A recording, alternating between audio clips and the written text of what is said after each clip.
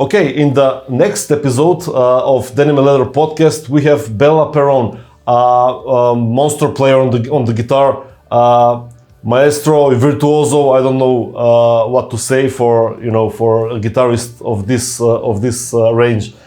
Thank you for coming on the show. Thank you so much for having me and for all the kind words too. I really appreciate it. Of course, you're amazing guitar player. I told you that I'm gonna listen to it a few times. The new single, it was amazing. Thanks, I really appreciate it. I'm so excited that Mirrors is out now. Yeah, so you're promoting it now. Yeah. Yeah, it just came out a couple days ago. It's my second solo single. Where Enlighten came out the month before, and it's been a really exciting time. Yeah, you're right away on the single. I wanted to ask you about because you mentioned the second solo single, but you did have an EP 5 years ago, right? I read in your biography.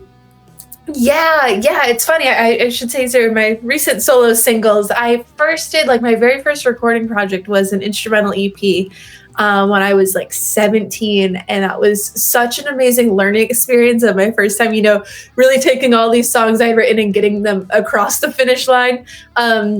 And looking back, it's definitely I'm seeing it more as kind of like a snapshot of my playing at that time and my writing at that time. Yeah. And it's been really cool kind of circling back 5 years later now, doing more instrumentals and just seeing how much I've grown since. And so I'm excited to continue writing and recording and just continuing to get better. Yeah, of course. That's how I wanted to start the interview because I saw your post when Ace Frehley died. Rest in peace, God bless him. He was also one of my heroes, rock and roll heroes, But You guys, an absolute icon. yeah, I saw that you play guitar because of him. I mean, yeah, I started playing when I was 5. And I mean, a big part of it was because I grew up in a musical household and there's guitars all around. But really the band that got me into it is watching live videos of Kiss as a little kid and seeing videos of Ace and just thinking, I want to do that. That's just, there's nothing that even comes close to how cool that is, everything from just his stage presence and his look and outfits. And then you get into the tone and the phrasing and how all of everything he plays is so memorable. That's definitely, out of all of the music I was exposed to is at a really young age, that was the first band that really hit me. That was made me want to pick up a guitar. Yeah. Kiss are one of the biggest American bands, I think. Oh yeah. Sure. But Ace has a funny quote. He said I remember he said if I knew that we were gonna be this big, I would have practiced more. I've heard that one before. It's funny though, because just his playing and phrasing, it's so unique that it's you could put in so many hours, but I'm sorry, you can't match his vibrato or his feel. There's just nothing like it. Yeah. It's very interesting about musicians like him, and maybe I talked to one drummer on my show about Peter Criss from Kiss, the drummer, and about also Ace Frehley. They say they're sloppy, but no, you cannot you cannot copy him. It's very hard to copy. Yeah. Exactly. Yeah. That's something that definitely it inspired me so much. Once I started playing, I got into all the virtuoso players, but that really resonated with me, especially first started, was the attitude behind those notes, of when you listen to those solos, there might be things here and there, but it's that energy of it, you can't match that. Yeah. When did you start playing in bands? Were you maybe 13, 14 maybe? Yeah, so I had started, I'm from a small town where there really wasn't a whole lot of a local band scene growing up. So, I started I would sit in with my dad's bands. We played in a bunch of different tribute bands and cover bands. And I started doing that when I was I would do some like things here and there starting when I was like 7. And then by the time I was like 13, it would be like sneaking in to play the bars and that sort of deal. And then starting to jam with, friends in high school and all that. So it was really my introduction into starting to play live. And at the same time, it was because there really wasn't a whole lot of like a young rock scene. I started playing guitar in like school jazz bands. And then I started sitting in even for like accompanying like choirs and stuff just to get the playing experience. And one of those things I'm so glad I did it looking back, where it got me exposed to so many different styles and learning to be pretty quick with reading charts and working with different types of groups, and definitely something that expanded my horizons for sure. Yeah, of course. But maybe first professional band was you in Plush, right? Yes. Yeah, yes, that was first professional band, touring experience, and After touring with that band, you toured with a bunch of great bands like Evanescence, like huge bands, right? How was connecting with those big bands? Did you learn anything from them? Oh my gosh, I learned so much just being around, musicians of that caliber and seeing what goes into the productions of that size, everything that goes on behind the scenes, and seeing everything from, the text to front of house to everyone involved. It really opened my eyes to, what goes into those big rock shows. It was definitely really inspiring to be around. I learned a lot for sure, even just being a fly on the wall. Yeah, of course. The backstage experience is maybe 50% of anything that happens on stage, right? Oh, for sure. I mean, definitely starting to tour, it was realizing, the performing part is the 1 hour of the day. It's the other 23 hours of constantly going and traveling and working. But it's a lifestyle I love, and it's especially, now touring with the Midnight Cowgirls, that experience of you put in a lot of work. Those remaining hours of the day, but you get on stage and it's like, oh, this is why we do it, Yeah. You're still, you're still living on it's on the east coast of America, right? Yeah, I'm still living in Maine right now, but I'm playing in bands that are based in LA. Okay. So I'm doing a lot of flying at the moment, a lot of back and forth. But it's really been an exciting time branching out and doing between gigs and sessions, flying a lot to LA and Nashville too. Yeah, where the musicians are. How did you? What was your experience with Berklee College of Music? I mean, you had music experience before that, but did it improve your solos and your composing and stuff? Oh my gosh, yeah. So I went to Berklee, technically for a year. I graduated high school in spring of 2020, so not the best timing to be trying to move out to college, where campus was closed because of COVID and all that. So I was taking as many Zoom classes as I could. And even remotely, it was, I have to say, one of the most pivotal years so far in my playing, of the amount of growth I made from really just all day, every day, is guitar.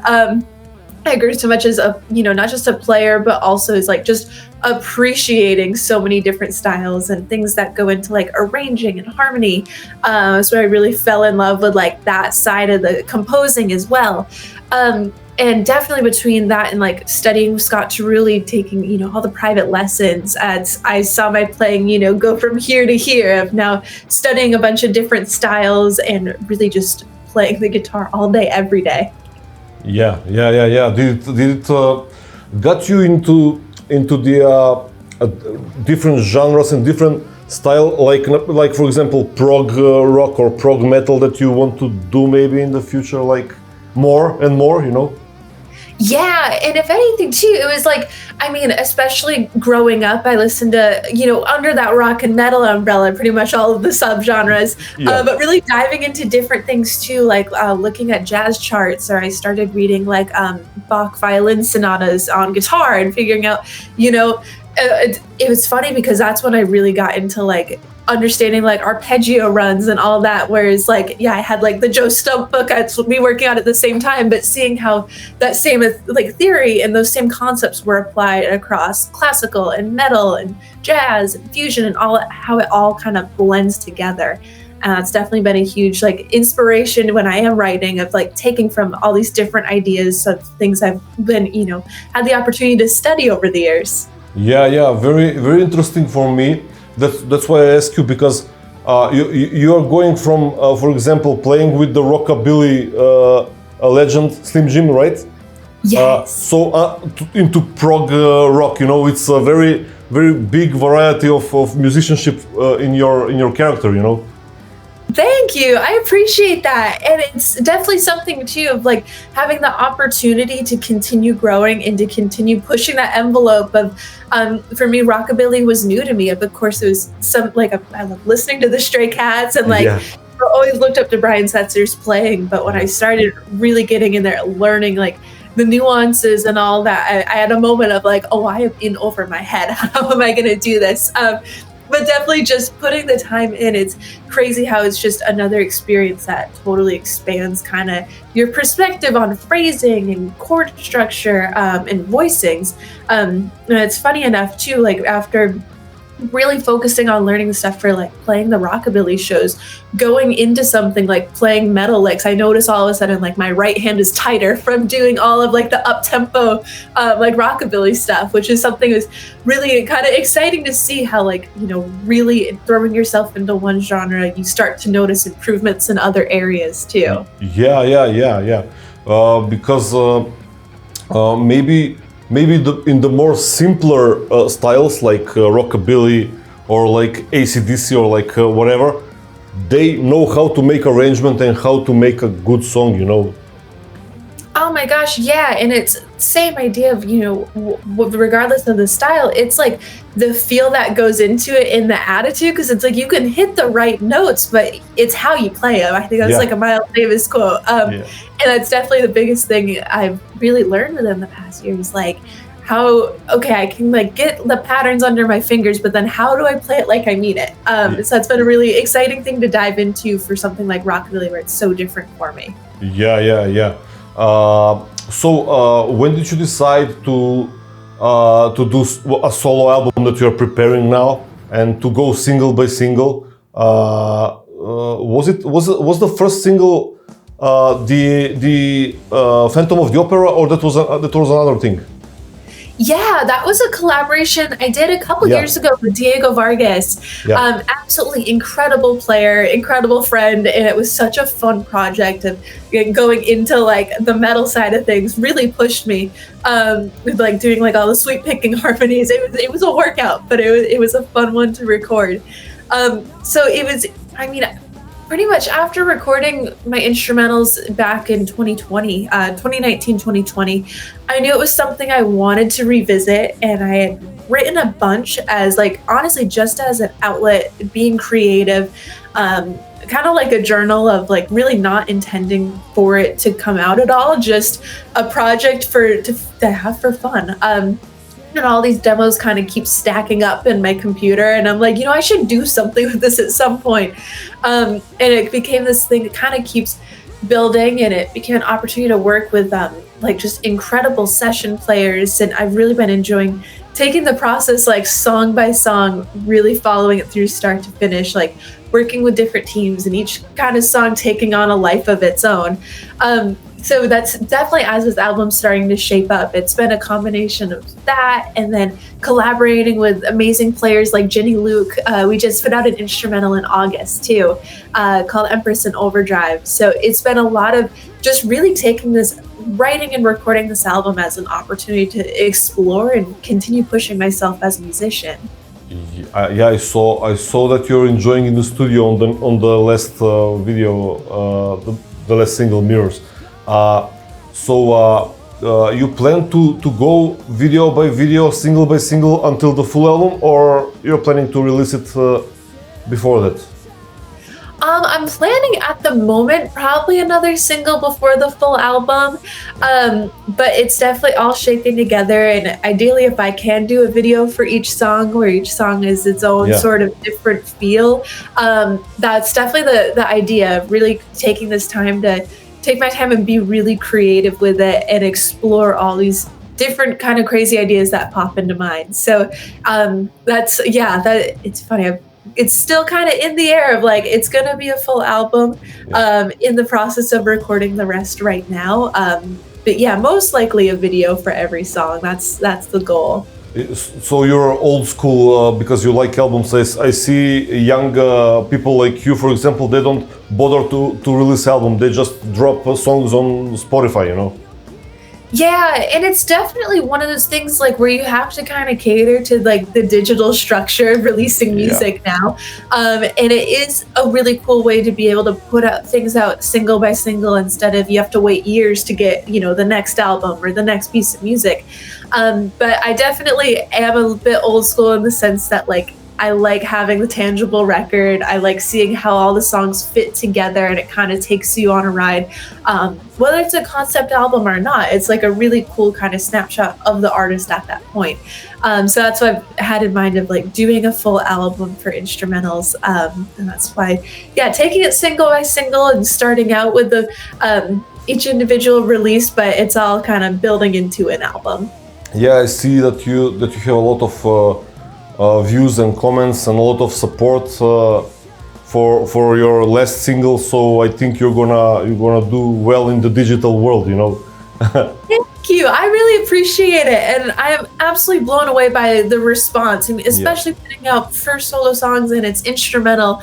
I really wasn't. It was one of those things, kind of putting it out just to kind of say I did it, check it off the bucket list.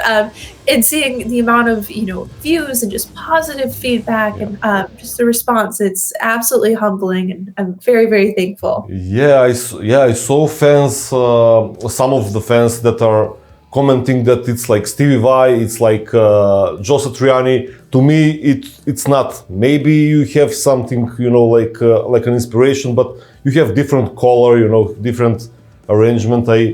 It's not the same. Thank you. I appreciate that, and it's definitely surreal to see comments like saying that it's like Steve Vai. I mean, that's Vai and Satch are like my heroes. But it's definitely something to kind of drawing influence also from growing up listening to classic rock and players like Jeff Beck and Betancourt and Slash, and kind of just finding my sound and style as a writer as I keep going. That unique color of your guitar, you're searching for, Yeah, exactly. Is it gonna be maybe you won't tell me? Is it gonna be all instrumental album, or you're gonna have singing somewhere? For this record, it's gonna be all instrumental.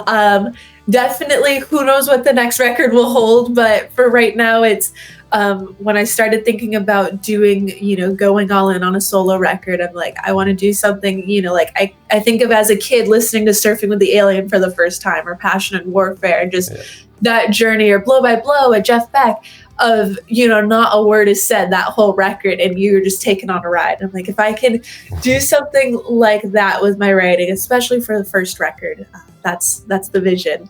That's a good one. Do you sing? I do a little bit, definitely with like, especially with the Night Cowgirls, I do a lot of backing vocals and harmonies. But I mean, guitar is definitely the number one. It's like I can sing if needed, but definitely don't see myself as a vocalist. Yeah, I meant for the future, for doing a record where you sing, but I don't know if you're gonna do it. Maybe you will have some singer. Who knows? It would be amazing to collaborate with singers too. So it's definitely one of those things, like time will tell for sure. Yeah. Do you are all the musicians gonna be the same on every song on your album, or no? It's been different so far, actually. So for the first two singles are one with Empress and Overdrive, and then Enlighten. Well, the same drummer, Johannes Gritschacker, on drums, was just absolutely incredible. On bass, I played bass on Enlighten. And then we had Adam Jimenez on bass for Emberson Overdrive. And so it's been an awesome experience too, like working with friends, especially, Ginny as well. And then for Mirrors, it was really keeping it close to home in New England, which is really special to me, where it was co-produced by my mentor, Scott Cerulli.